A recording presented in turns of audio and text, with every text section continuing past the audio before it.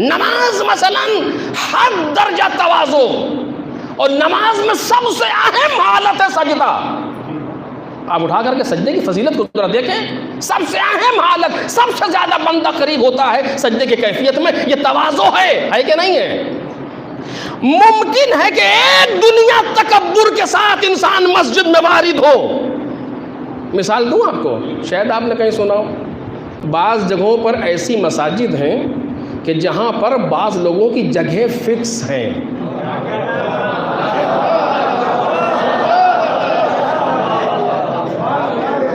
اس جگہ پر آپ بیٹھ نہیں سکتے۔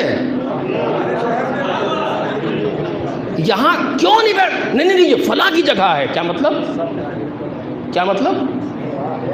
اور اگر بیٹھ گئے تو آپ اگر بعد میں آئے تو ایک مصیبت ہے۔ اب ذرا بتائیے یہ نماز تواضع ہے یا تکبر ہے؟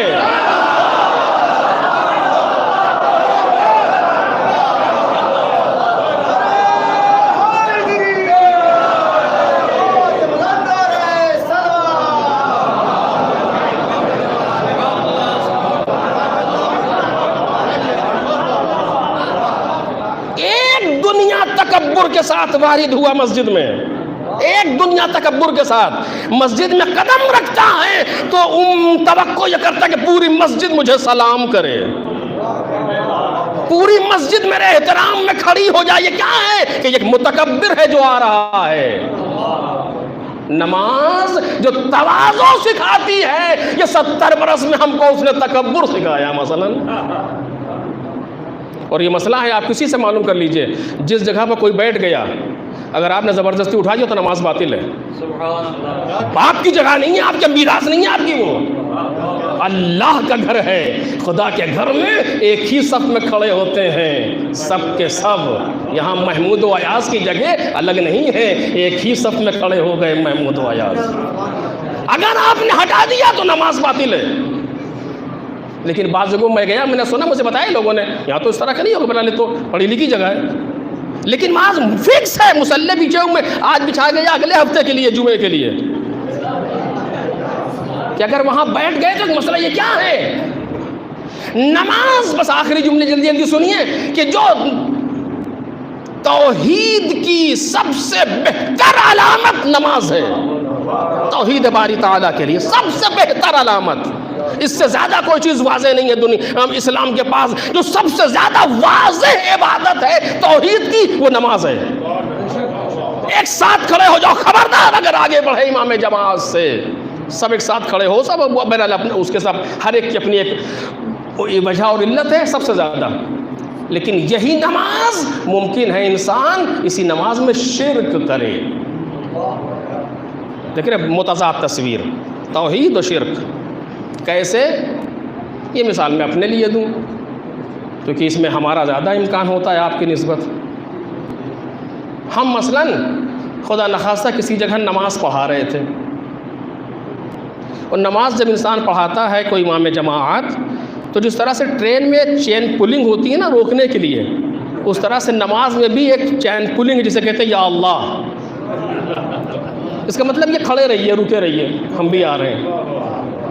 حکم کیا ہے؟ حکم یہ ہے امام جماعت کو کہ جتنی مرتبہ روز تم وہ ذکر کرتے ہو، اس کے یا اللہ کے بعد ایک بار اور وہ ذکر کر دو، بس، اس سے زیادہ نہیں۔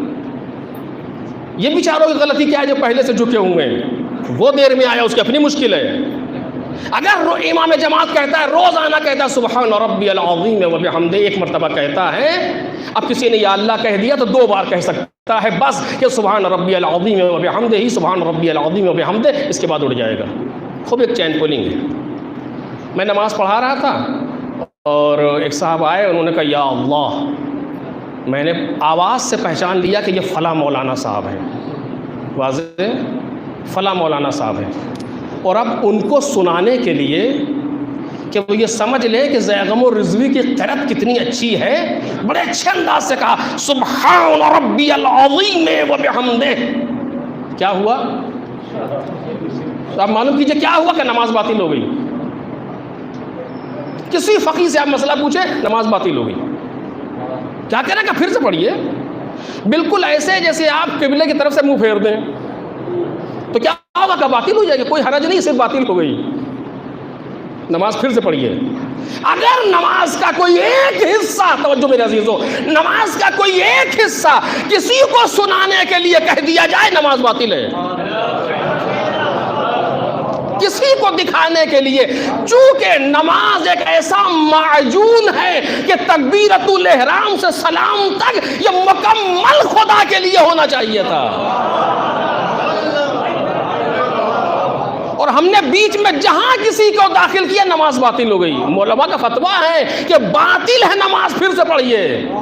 خوب، یہ تو فقہی مسئلہ تھا کہ نماز باطل ہے۔ علم کلام میں آئیے، تھائیولوجی میں آئیے، روایات میں آئیے، روایت کہتی ہے کلو ریاء شرک، ہر ریاکاری شرک ہے۔